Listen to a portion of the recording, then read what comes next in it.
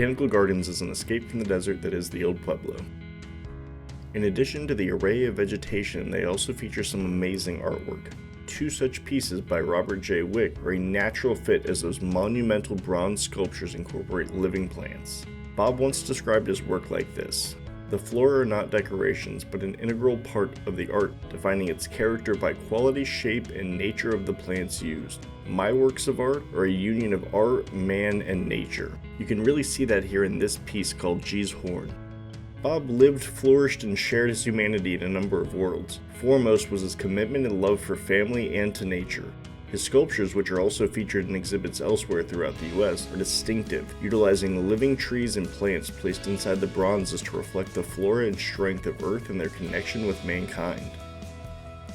When he was younger, he had always had an interest in art, but never took it very seriously. One day, his aunt, who was visiting over Christmas when Bob was a junior at Kent State, noticed him doodling with Play-Doh. "Sculpt a portrait of my husband," she said. He said he couldn't do it, but she insisted. He returned to school and asked the art department for guidance. They taught him how to make an armature, the framework of a sculpture, and he got to work. "It came out better than anything in the class," Bob told a reporter. "I was dumbfounded. I didn't realize I had this in me." It wasn't until years later that he found clarity. He was teaching stone carving at Kent State, and a man came in and started watching him work. After some time, they started talking, and the man shared with him a sentiment he attributed to Lao Tzu, the father of Taoism. "The form of a thing is not necessarily its shape." When he said that, I realized that's what it was really all about, Bob told the reporter. "What we see is the shape. We have to go underneath the shape to find its form." From that point on, his work became more abstract while still figurative. Wick started incorporating living plants into his sculptures more than 55 years ago, when he was doing a series of masks. The first was realistic, and then they became more expressionist and abstract with each iteration. The face became more geometric, and there was a split that came down the middle, he said.